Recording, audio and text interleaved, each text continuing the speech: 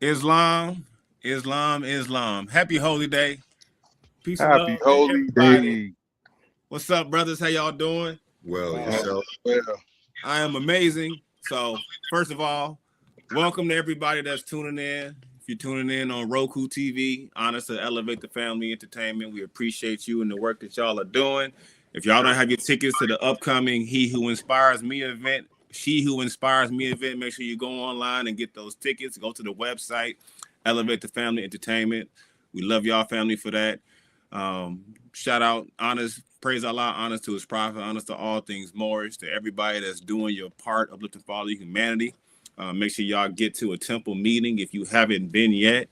But welcome to the Moorish Science PodClass. As y'all know, we're here every week having different discussions, just talking about inspiring things in industrious and uplifting acts, things that help uplift fatherly humanity, to elevate the family, etc. So I'm not going to take a whole lot of time with this intro because I'm excited about today's show. So first, before I go any further, I'm gonna reach out. I'm gonna give it to our co-host. He can introduce himself. Any opening remarks before we introduce our guest? peace, and love. Happy holy day to you all. Islam. I am Ladero Goss-Il of the Moorish Science Temple of America. Islam. One North Side, C4P. I'll just keep it brief. I just wanted to come on here and introduce my brother, though, Ty Simmons. Islam. But let's take it back to our host so he can introduce the brother. Peace. Yeah. So look, y'all. If you haven't yet, please share this link. Shout out to everybody on YouTube. If you are on YouTube, we appreciate you as well. If you're on Facebook, we appreciate you as well. Like and share. Share the link. Let people know that you really want to tune in tonight. Tonight's going to be a very, very powerful discussion. We have a very, very inspiring brother. I'm just going to read the bio because I don't want to, I just got to read it. Y'all got to hear this. All right. So, up, you mighty people. You can accomplish what you will. Honest to the Harvard Marcus Garvey. That's one of the sayings that we got from my brother Ty Simmons. So he is our guest. I'm gonna yield to him in one moment, but first let me read this bio so y'all can know who we have up here. So Ty Simmons is a nationally recognized farmer, community leader, and co-founder of the Human Agricultural Co-op. Short is called HAC, H-A-C.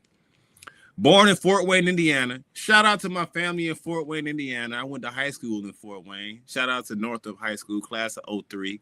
Honors to my brother, Grand Sheik Page Bay, who I think, if I'm not mistaken, he's the one that initially connected us. Yes, sir. Temple 27 out in Fort Wayne, and they are doing amazing work. So honor to him and his staff. But back to this bio.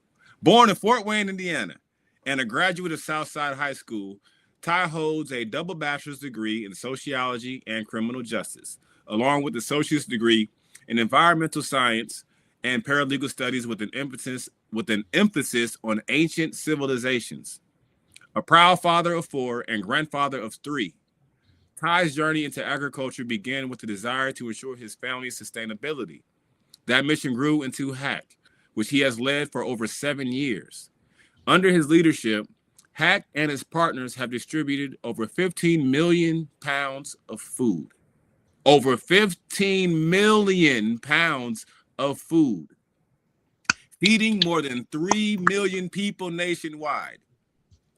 Feeding more than 3 million people nationwide, particularly during and after the COVID-19 pandemic. HAC has trained hundreds of youth and adults in sustainable farming and food distribution. Ty has collaborated with the Trump and Biden administrations, the Partnership for a Healthier America, the USDA, state health agencies, over 700 farmers, and hundreds of food banks. In 2024, he received the Presidential Lifetime Achievement Award from President Joe Biden. Okay. Through HAC, the Family and Friends Fund, and the Utopian Community Grocery, Ty Simmons continues to advance food sovereignty, cooperative ownership, and generational community empowerment across the nation. Wow. So with that, y'all, I'm gonna go ahead and let's introduce our guest, Ty. Any opening remarks you want to share, and then we'll get started with this interview and this discussion. I want to say greetings and thank you for allowing me to be a part of your podcast and to connect with you and the Moorish Science Temple, just members and people outside of it, because a collective initiative and cooperative initiative are what we need in America. No matter race, religion, culture, financial. We need to come together to make a better food system in America. And our motto is together we're better and stronger. And this motto just exemplifies that. Islam. That's what's up, man. So with that, so obviously tonight, y'all, we're going to have some discussion. The focus is going to be, simply put, around sovereignty, food sovereignty. All right, us cultivating our own acres of land. Gotcha. Yeah, we're talking about food sovereignty, the most important thing. So we got some great questions lined up, so for some great dialogue. So with that, I'm going to go ahead and yield to our co-host so he can go ahead and embark on this interview. Floor is yours, brother. All right. Islam. Again, welcome, Brother Ty. Thank you again, Brother Kenneth Gill, for that introduction. So let's get right into it, man. No need to waste time, right? We had a beautiful discussion right beforehand, Ty, and seems like we can actually do some things, man, in our communities, especially with your expertise, right? So let's get into some questions and discuss some things and see where it goes, right? So I kind of came up with a few questions. So the first question I'll ask is, Brother Ty, through the Human Agricultural Cooperative, you've helped distribute millions of pounds of food nationwide. All right. In many urban neighborhoods, food access is historically meant processed, low nutrient options. How does rebuilding local food infrastructures actually reverse generations of diet-related illness, and what must change first? Great question. I think from the beginning, it's mindset. We have to start educating our communities and the people around us, because reversing generations of diet-related illnesses require simultaneous action, not a single fixed one. At Human Agricultural Cooperative, we address education, supply chain, and ownership at the same time. We work with experts to educate ourselves and our communities, secure and utilize land to train, mentor, feed, employ, and house our people, and collectively invest in infrastructure, land, equipment, cold storage, and distribution. By building community-owned food system, we replace processed, low-nutrient food with consistent access to fresh, culturally relevant, nutrient-dense food. This holistic approach restores health, dignity, and economic stability, guided by faith in God, faith in humanity, faith that we can change our lives, because we believe together we're better and stronger. All right. You want to get into a little bit more of the education part, right? Because that's where I believe we agree very, very strongly, right? Education is key, especially with this particular type of society where we kind of, we depend on our gadgets, our cell phones, and aid in other directions like processed type of foods and things of that nature. So, how could we utilize the phones that we have, being that they're so capable of giving us the right information to help us decide what kinds of food that we need to eat, that will kind of change the direction of our health, right? Because a lot of times we are,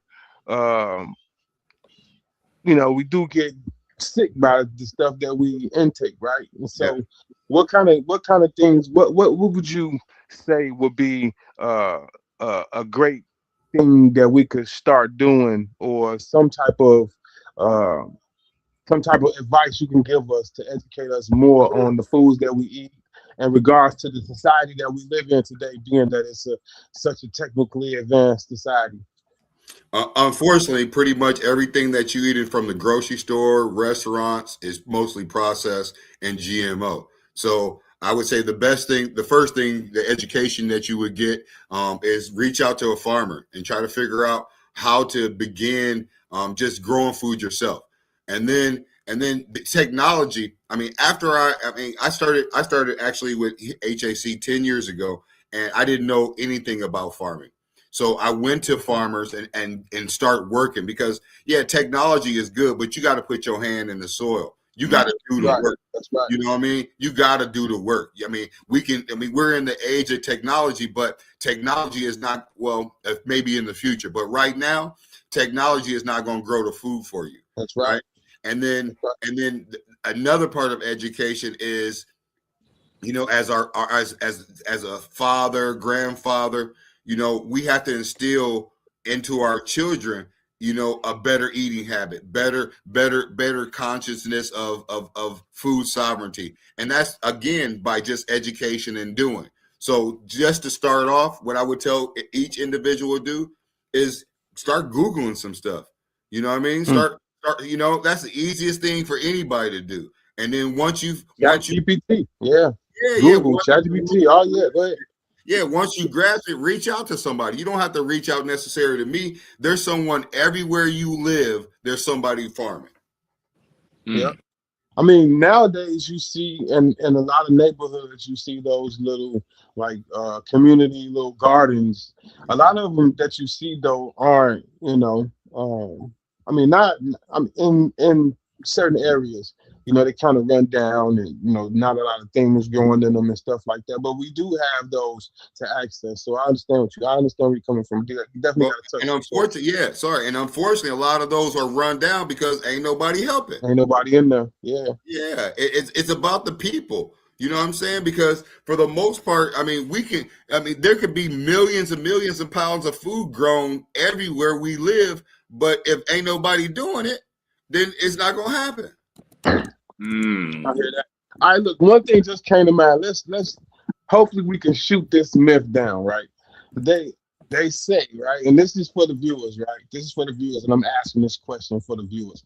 They say that, you can't grow your own food in the cities, but they do have those little gardens. You can still grow your food wherever you would grow your food on your property. If you have you live in an apartment building, you can grow your food in your apartment in the windows. I mean, I'm not saying like a lot of food, but you can grow some things in your house. You can still grow things, correct? Of course, but right. What I tell people, that especially if you're going to do it on a city plot, get the land tested first, right? Yeah. Make sure it's not full of metals. Make sure it's not full of pharmaceutical drugs. And if you find out it is, right, make you some garden boxes. Garden boxes cost you about $40 a piece. Get you some soil, and then you create your own. You create your own atmosphere. You create your own black soil. You create your own environment where your plants can grow. It doesn't have to necessarily be connected to the soil. You can build a platform where it's not connected at all and create from clean soil. And then you can grow anywhere. You can grow on your windowsill. You can grow in a garage. You can grow in a basement. You can grow in your closet. Our thing is just learn how to grow. And a lot of things that you buy at the store already, your onions, your cabbage, your lettuce, you can regrow those right in the jar. Yep. That's right. That's right. All right. Well, that makes shot down. I got a question on that too, man, and I guess you could just try to summarize it. But is it easy? I mean, is it really that simple, like to just get started? Because you make it sound so easy. Oh, hey, brother. Hey, the hardest part is just doing the work. I mean, it's not creating the wheel, right? Like the whole thing about it, yeah, it's trial and error, right? But you know that little plant that you had when in the 3rd grade, right? Right. Mine died. Every plant that I had died until I really got to learning about farming. You know what I'm saying? And the whole thing about it is like anyone can do it. You know, it's just about the soil. You know, it always go back to the soil and the water and the seed. You know. So let's get our hands dirty, guys. Definitely. No? Definitely. Islam. So let's get right into the next question, right? Let's get right into the next question, right? So you've worked with federal partners like the United States Department of Agriculture and hundreds of farmers, right? What Yes. structural flaws in America's food distribution system most severely impact urban communities? And how can cooperative models realistically interrupt cycles of dependency rather than just managing the shortages?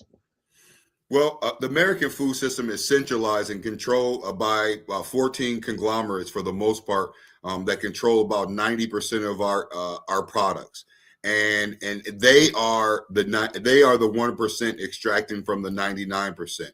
So since it's centralized, since it's extractive and disconnected from our communities, it serves, especially our communities. What happens is we become, whoever feeds you basically controls you, right? Mhm. Hunger cannot be solved for everyone at once, but dependency can be reduced through education, training, and collective economics. Our cooperative model allows like-minded people to pool resources, acquire land and infrastructure, and to create our own supply chain. Everything that I'll say always reflected back that we need to control our own supply chains, our own land, our own communities. I mean, it has to be a segregation, separation, and integration kind of mix for 2026 as access because of a lot of things, capital, funding, collaboration. I mean, you're not going to just separate in America and not be able to be a part of this system. But as to access to land, equipment, transportation, processing, and distribution increases, so does community impact. So basically what we're saying is the more people who are growing for themselves to create a sustainable model, the more you'll be able to give away to other communities to help decrease and reduce that hunger and those food insecurities. We also teach individuals how to grow food, like we said, in the backyards, on porches, garages, basements. So families are never fully dependent on external systems. And then how do we cooperate? How do cooperatives interrupt dependency? Well, our cooperative is going to interrupt and has been interrupting dependency is because we work with 700, because when you talked about us giving away 15 million pounds of food, it's our whole network of 700 farmers. We have farmers that we work with in Florida, Georgia, South Carolina, Alabama, Indiana, Kentucky, and all these communities, right? We all work together. So in Indiana, we only can grow food about 7 months out the year. So I rely on some of my other farmers down south to help us with that dependency. So what we're basically doing is empowering every community to do for self, right? Do for self. Because ain't nobody coming to save us, right? And if we keep waiting around for someone to save us, it's going to get worse. Every year that you see, every year that I've been alive, racism is still here, right? It's in your face, it's institutionalized. But if we don't control our own food, our own land, our own education, our own vocational training, we're always going to be behind the 8 ball. Wow. All right. Good answer, man. That's interesting. If you can give us 2 things that could alleviate the fear of failure, right? That goes along with you growing your own food. I know you said that you had your first plant, and every plant died because you didn't get into it. Like what would you say to somebody that is a little bit hesitant about, growing their own food? Well, I'll just say what I tell my 9-year-old and all my other children: practice makes perfect. If you ain't in the soil and you ain't trying, you ain't gonna never get it right. Mm-hmm. I mean, I don't know one farmer that said every one of his crops was successful. I don't know one. Right? So the whole thing about it is, yes, it's going to be a learning curve. Yes, you're going to have some fallbacks. I will never call anything a failure, because every time that I had an obstacle, that was a lesson. Okay. That was a lesson. Right. I'll give you an example. Like, I started off with conventional farming, conventional farming is my mentor. He has a plow. We were doing with a hoe, you know what I mean? We were doing like real 1800s farming, right? Right. But that's not for me, because I had a little child. I have a couple businesses. So I had to figure out how it could be more efficient for me, right, and my lifestyle. So what I did is I went from conventional farming to fabric or weed fabric farming. And basically what that does is it decreases my weeding of my plant about 90%. Because most of the time, most people are going to fail when they do a larger gardening or project. Most of them are going to fail when not after they put the seed in, not after they see the little plant growing. They gonna fail, or they're gonna not fail. They're gonna stop doing it when they see all those weeds. They got You know what I'm saying? So my whole thing was, I'm going to try to figure out how to decrease the work time by 80%, right? And increase morale of the people who we're working with, right? So we use weed fabric, and I mean, I'll never go back to conventional farming ever again. Wow. Interesting. So just some fabric. Well, because the fabric, what it does is it basically shadows all of the weeds. So there's no light getting to the weeds, so there's no growth. So all those nutrients, microbials, all those worms and stuff are making. We have clay, right? Over the last 3 years, we've turned our clay soil to black loam, and that's because the fabric allowed the ground to heal. You know, because conventional farming is not regenerative farming. You know, after a few years, you got to rotate the crops. You got to do all kind of stuff. With weed fabric, I don't have to rotate anything. Wow. I got you can also do this on you can also do this on a smaller scale too, right? Of course. It could be, like I said, it could be in a little jar. You can start, or you can be on a little patch on your front yard. Get you some weed fabric.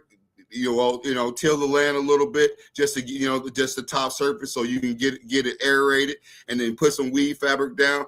Get you some good soil. Get you some good 80-20, and boom, boom, boom, you in there like swimwear. Talk about it. All right, go ahead, brother. I mean, so as I'm listening to you, man, it's really not that difficult. I mean, I did some farming last year. On somewhat of a large scale, larger than I've ever done before. We grew about 50 watermelons. Shout out to Hazel's Harvest, local farm here in Virginia Beach that we did a lot of work on to help grow everything. But I'm curious just about the healing the soil part, because you said something very interesting about the clay. You said you have red clay, and the weed fabric allowed the clay to heal. And not red clay. We have clay. We have clay up north. Red clay is down south, but we have clay up north, and it's real dense, so it's harder. You have to add more things to it to create a better soil content, right? And the fabric, what it does, it breaks down the soil a different way, because it basically just it hides, and basically cuts off all of the weeds. So what that does is, all of the dying weeds provide more nutrients for your soil and for your plants. Man, that's a jewel, brother. Thank you. I'll be using this spring. I'll tell you if you want more information, look it up, the scientific terms, right? And it'll give you exactly, the more scientific terms of what it actually does. Wow. I like that. So that kind of leads us into the next question, man. The words of Marcus Garvey speak to organized self-determination. So, and so from your experience training the youth and launching community groceries, what does generational health recovery look like in real terms, 10, 20 years down the line? And how do communities protect that progress from political shifts or economic pressure? Well, I'll say we'll always have political and economic pressure living in America, no matter what. How can we lessen it? I think we can lessen it with ownership and cooperation, because if not, the conditions will worsen. Too often, communities do not control land, our own food system, education pathways, our economic tools, which actually inhibit us in every other thing that we do in life. Generation recovery means ownership from soil to community. If we don't own it, we don't control it. And then if you can't protect it, you can't control it. Through Share the Harvest initiatives, which is one of our initiatives, what we're building is we're building sustainable farms, vocational educational systems, on-grid and off-grid housing, because creating a better food system isn't just about the food. It's about land ownership. It's about controlling your seeds. It's about controlling your soil. It's about educating the youth. It's about educating your community.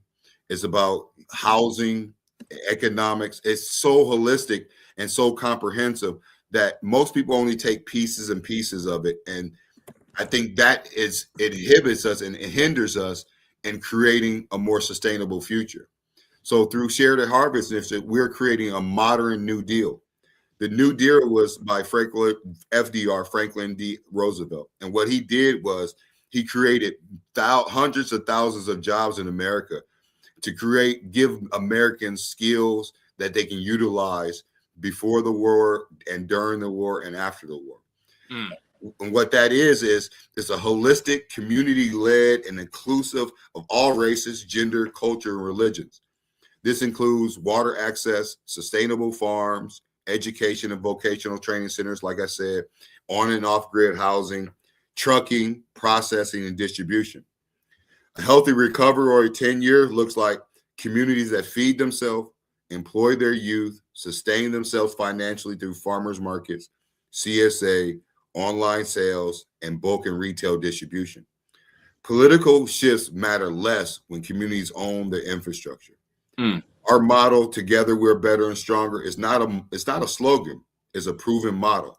And every collaboration that we have, every partnership we have, we are building our own communities with people of all walks of life, because everybody can't be in the field. We're going to need the tech guys. We're going to need the capitalists. We're going to need the nurses, the doctors. We're going to need a collective of people, no matter what, to have one mindset to create a better community, a better food system for the future.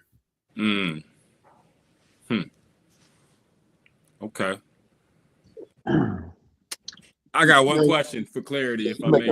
Man, so many questions.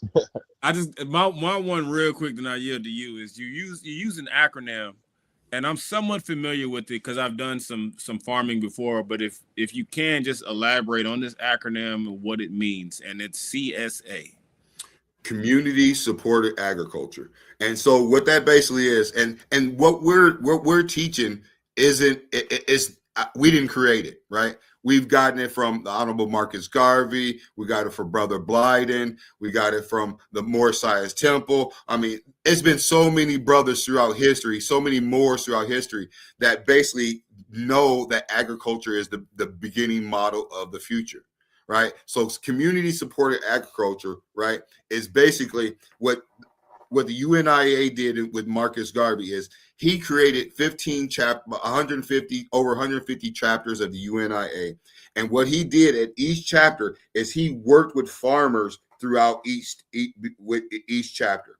So he would have those members buy food collectively from each farmer.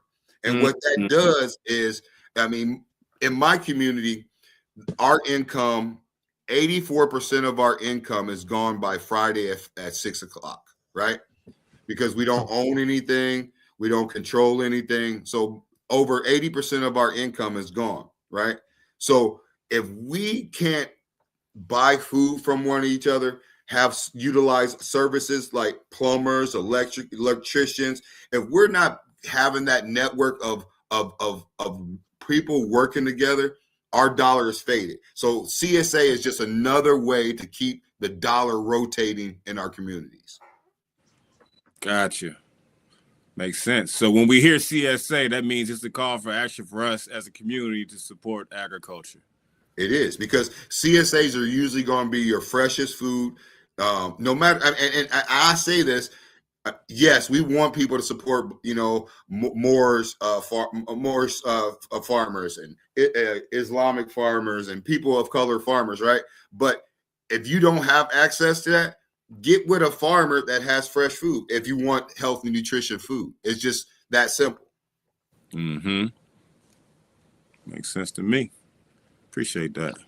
So, I mean, I'm pretty sure, like, we're gonna have a lot of viewers that will reside in in the city, right, where there's not a lot of land to grow food to the point where you're able to feed yourself adequately, right? So, like, how would you or what would you say to someone or the families that live in high-rise buildings, that live in 2 flats or 3 flats, that live in scatter sites, that's owned by CHA, on the north side or on the south side of Chicago, the west side of Chicago, where there's not a lot of land to grow, your food that can adequately, feed you and your family.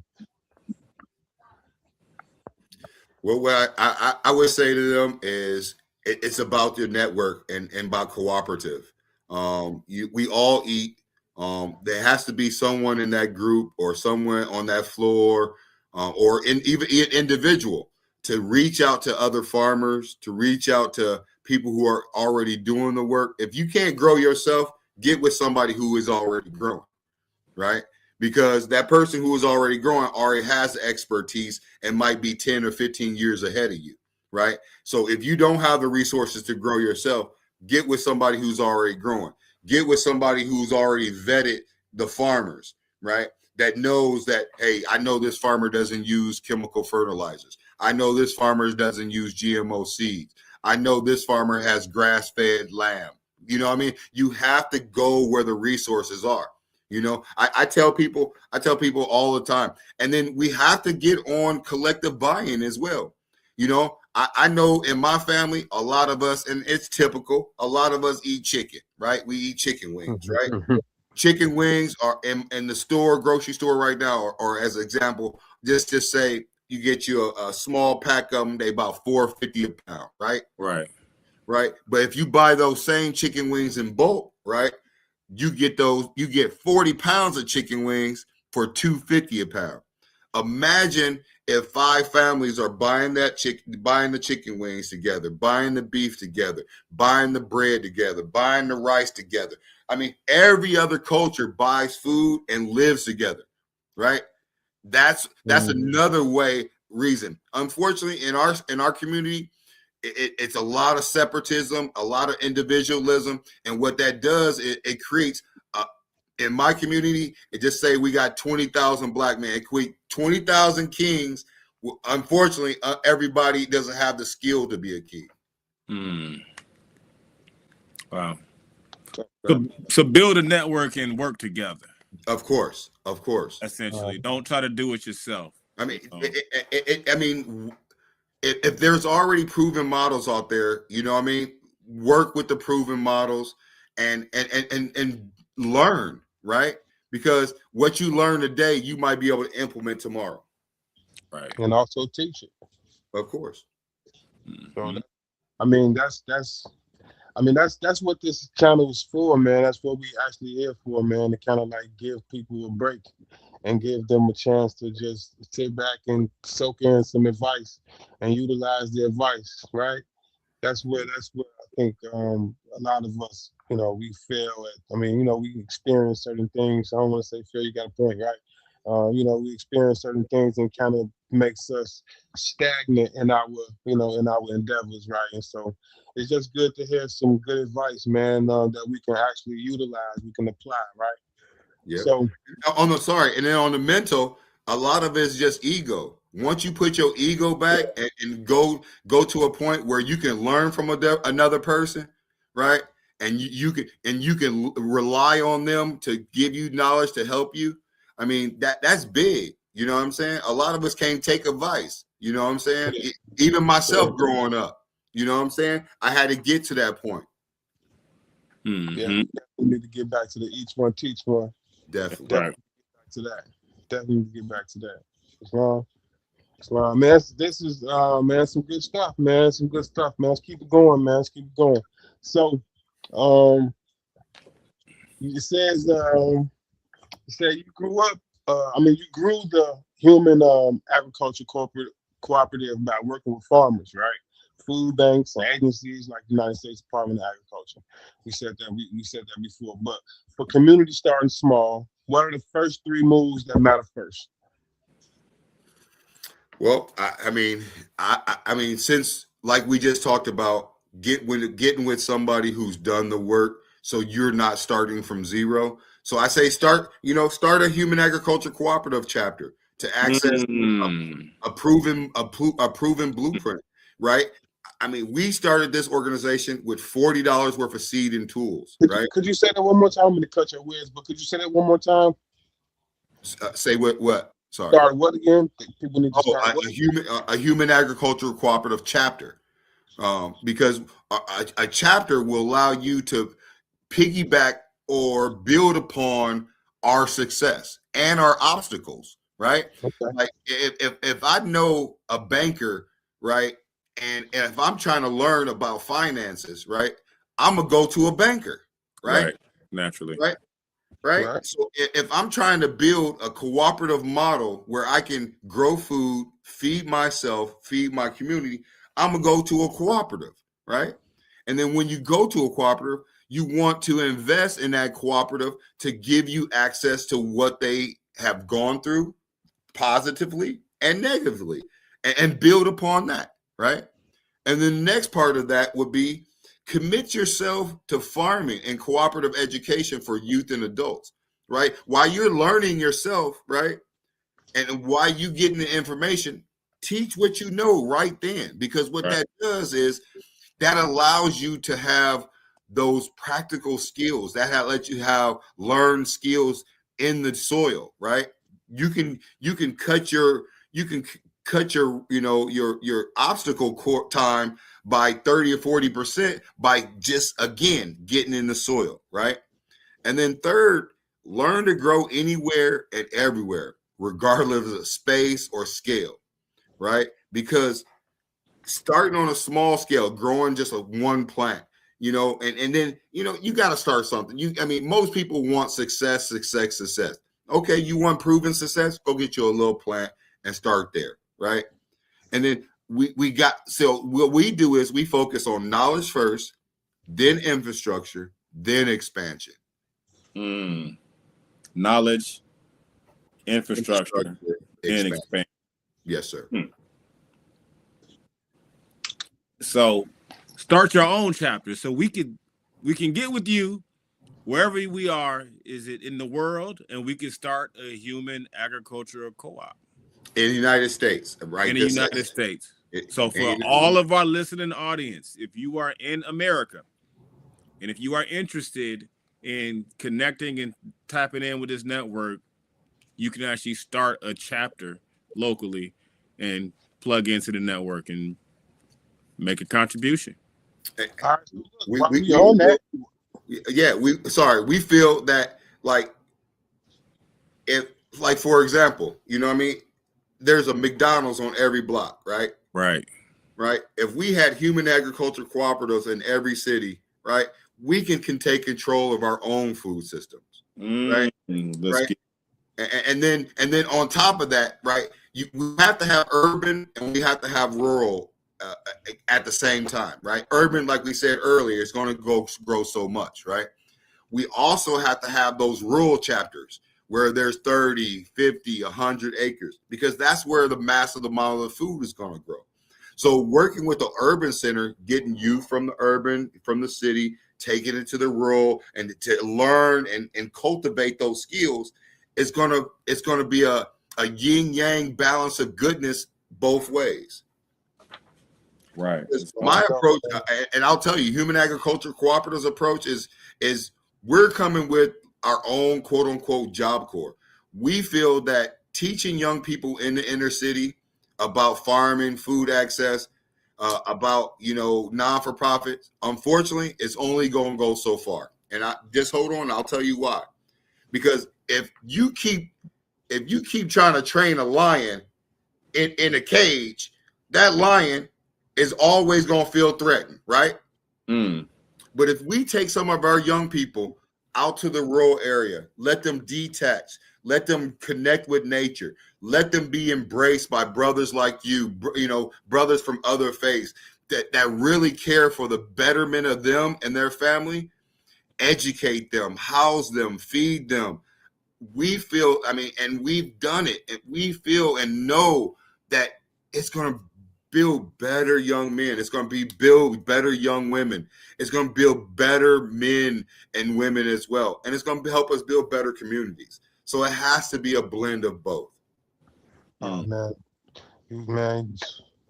I'm so ecstatic about, like, hearing this type of this type of language, man. You know, it's just uplifting, man. It's just uplifting to me right now. I got so many ideas and things that just running through my mind right now, brother. It's just inspiring me right now. Thank you. Man, I know I had one question, right? Before it slips my recall, I just want the viewers to be able to kind of interact with us as well, right? And kind of, you know, be able to do some of the same things that we are able to do from our network and right here on the channel, right? So for the viewers, right, how would we create, I mean, not create, but how would we get to start a human agricultural co-op chapter? Well, unfortunately and fortunately, there has to be an investment, right? Because with your chapter, right, it's $5,000, right? With your chapter, you get $1,000 worth of seed. You get $10,000 worth of training. That's training online and in person. We help you with grant writing.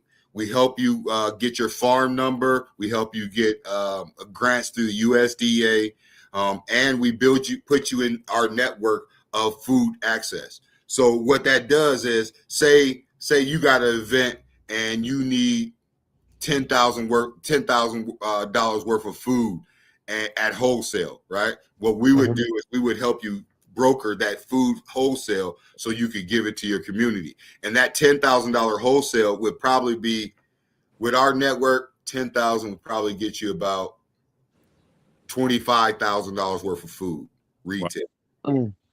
Right? So for a $10,000 investment for, you know, your group or your temple, right? We can guarantee, like I say, I mean, I won't say guarantee, $20,000 to $25,000 worth of retail food.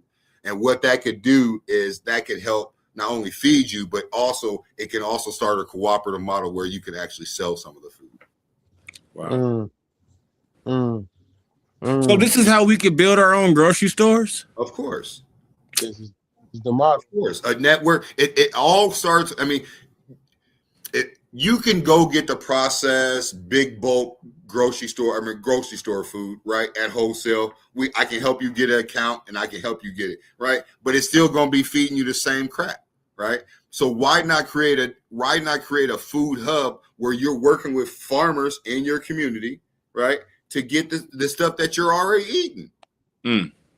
Wow. And like I said, I'm not recreating the wheel. I'm not creating the wheel. We're just utilizing the wheel to this time and age and to whoever's community is. Right where you at, right? If you take a list of, if you go to the list to the temple and say, hey, what y'all eating, right? And you put the whole list down there, right? And then you say, hey, Ty, help me find this list. I'm gonna help you find that list wholesale. And you're gonna say, well, hey, instead of y'all buying it for this amount, we got it for this if we work together. Wow. The Human Agricultural Co-op. Yes, sir. Makes sense. Sound like it's doing what it says it should do. I'm already brainstorming right now. I'm already in my mind right now. So with that being said, let's just get right into the next question, man. Before I start asking too many questions outside of the questions we already asked for you, brother. No worries. It's a lot of information. I'll get the rambling myself. Yeah, I done took gang of notes and everything already, brother. And I don't even really take notes. That's the brothers.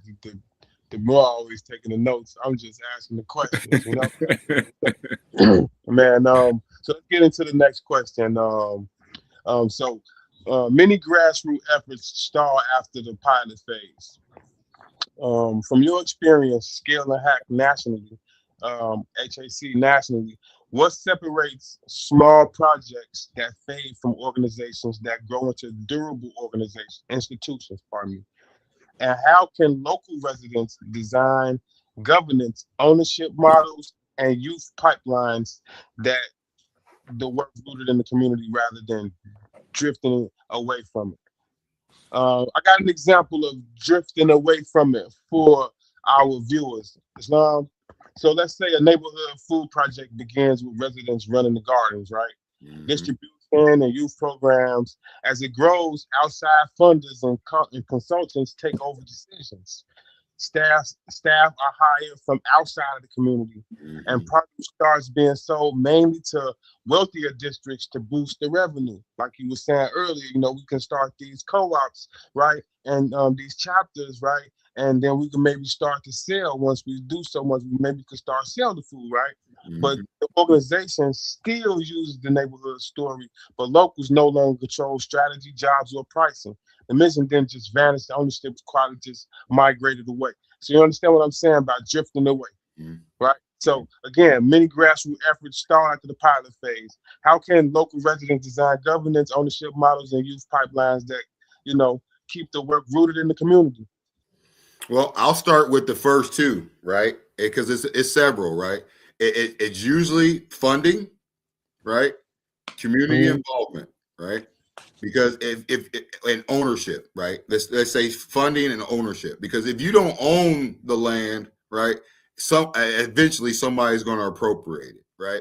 If you don't have your own funding, sooner or later you're going to give somebody an idea and they're going to take it, right? So our whole thing at HAC is, one, we own the land before we start the project, right? We have the infrastructure already, right? And then when we go for funding, we are hard set in our rules and regulations of what we will do with the funding and who we will set the funding for. Because there's a lot of programs out here that basically every time they get funding, they switch lanes, right? My whole thing is we won't switch lanes. We are not hired. You won't infiltrate us. You won't utilize our programs with our knowledge. We will make you sign an NDA. So we not only about ownership, about the legal aspect of it as well, right? So durable institutions are built on faith, consistency, hard work, and community support. Unfortunately, in most of our communities, how can we ask for support from the people who we need to support, right? How can I ask a mother of three who's working 50 hours a week to donate to our organization? How can I ask that same mother to volunteer, right? It's hard, right? So not only do we have to ask people who have disposable income, who have that extra time, we also have to look outside of our community for help, right? And the number one thing, in the first 5 years of our organization, we didn't get any funding. So every paycheck that I received, I had to invest in our organization. Every fundraiser that we did, I was, for the most part, I was the one donating and funding it. Okay. Until we got deeper into it, right? And people start seeing the value of it, that's when they come along. Right. So I'd say you have to believe in yourself. You have to believe in God. You have to work hard. Human agriculture cooperatives are designed to prevent that drift that you were talking about. While we don't claim to have all the funding or all the answers, we do provide foundation, governance framework, mentorship models, and implementation strategies to help keep our communities owned and community led, right? With faith in God, faith in humanity, faith in our ability to change our lives, we believe this model works anywhere because it's rooted in people, purpose, and shared responsibility, not greed. Wow. So collectively is the way. Of course. Like our goal is for the Moorish Science temples to have a HAC chapter in every city. Nation of Islam to have an HAC chapter in every city, right? Christians because the whole thing about it is we are so separate and so individualistic and so divided, right? That to create a better food source for our whole community, we have to give it to everybody. Right. We have to. Yeah. If we held it on to ourselves and just gave it to the Moorish Science Temple, right, then our Christian brothers would be forsaken, right? You know, my mentors tell me, they tell us that about, in the beginning, they relate our story to the story of Joseph in the Bible. Like so many of our brothers forsaken us for doing this new thing, right? And then we went to. I went, and I don't, liken myself to Joseph, but I went to all of the millionaires in my city. I went to all of the politicians. I said before COVID, I said something is getting ready to happen, right? And if we don't create a better food system, our community, the Black community, poor community, is basically going to suffer the worst. And then when it happened, then they all was like, Ty, what can we do now?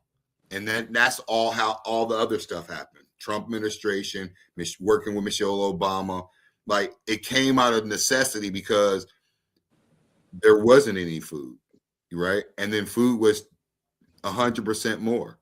So they had to figure out something then. But it was too late, and it's still too late because we're even a bigger food crisis today. Wow. So what I'm hearing is put aside your political ties, put aside your religious views, put aside all the differences, and let's focus on what we share in common, which is the need to eat whole, healthy food. Come on, man. It's the simplest. It's 1 + 1 = 2. Right. Regardless of your nationality, regardless of your chosen religion or your faith or your political ideology, this is nonpartisan. This is not limited to any particular group. This is just, hey, humans have to eat. Definitely. So how can we collaborate and work together if you are a member of the human race? Come on. Hey, I love it, man. Sounds simple to me. Simple, easy. It sounds simple, but it's one of the hardest things I've ever done in my life. Wow. Not the farming part. It's the social part.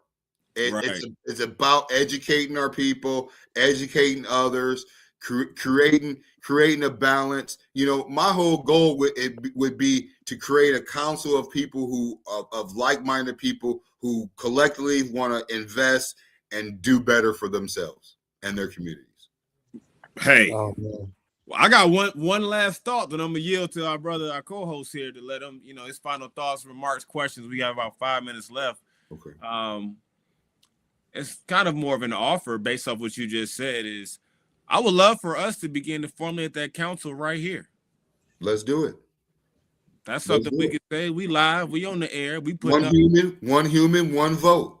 Yeah, right. Let's start to formulate that council, and we'll reach out to our beloved brother Sultan Muhammad from the Nation of Islam. He was on our PodClass a couple of weeks back, and see about bringing the Nation of Islam on as well. And we can start having some discussions around these collaborative efforts, because that was one of the things that came about on that show was what can we collectively do between the MSTA and the NOI. And this just sounds like a no-brainer that not just MSTA and NOI, keep this to everybody that's listening through the Elevate the Family Television Network on Roku, those listening on YouTube, Facebook, wherever you are. You can collaborate with us, and we want to strengthen the Human Agricultural Co-op. Yeah, I mean, I got, like I say, I'm in the violence prevention, bro. I work for One Northside CB4P, man. So I'm definitely gonna holler at, my supervisor and my program manager and see exactly where we can, connect and collaborate as well, man. This has definitely gotta touch all four corners of the globe, bro. Definitely, I appreciate it, and like I said, I'm willing. I'm willing not only to give our services, but we have so many people in our network that are ready to help your communities. Especially, like Chicago. Like I said, earlier in our conversation, I have so many brothers and sisters that are deep in the movement in Chicago and gang violence, food access, vocational training.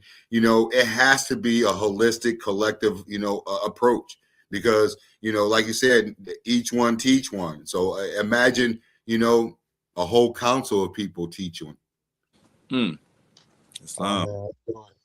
We have 3 minutes left. So with that, I don't have any more remarks. I'm grateful and thankful. I'm gonna yield to you, Ladero Garcelle, and then we'll let Ty, you be our final voice. Well, I always gotta connect it all together, man, by reading out of the Holy Quran of the Moorish Science of America, Islam. I'm reading chapter 25 of the Holy Covenant of the Asiatic Nation, Islam. Ye are the children of one father, provided for by his care, and the breast of one mother has given you suck. Let the bonds of affection therefore unite thee with thy brothers, that peace and happiness may dwell in thy father's house. And when you separate in the world, remember the relationship that binded you to love and unity, and prefer not a stranger before thy own blood. If thy brother is in adversity, assist him. If thy sister is in trouble, forsake her not. So shall the fortunes of thy father contribute to the support of his whole race, and his care be continued to you all, and your love to each other. Islam. Wow. So with that being said, Ty, just walk us out of here. Well, I want to say thank you both. I want to thank Moorish Science Temple. I want to thank all your listeners. Listening to what we have to say, and I invite you all to visit our website at humanagriculturalcoop.org or email me at humanagriculturalcoop@gmail.com. Visit us on Facebook. All of it. Reach out. We're just trying to connect with more people who want to control their food system, who want to create sustainable communities, who want to build a better future. So thank you, and I appreciate you. Man. Well, that's it, y'all. So appreciate y'all. We'll see y'all next week, or tune in Sunday. We will have our Sunday school again with our beloved sister Janisha McNair Bay as our Sunday school host. That is at 3 p.m. Eastern, 2 p.m. Central Time here on Roku TV, on the Uniting of Asia on YouTube, through the Elevate the Family TV network. So thank you all. We love y'all, and peace and love. We out. Appreciate y'all.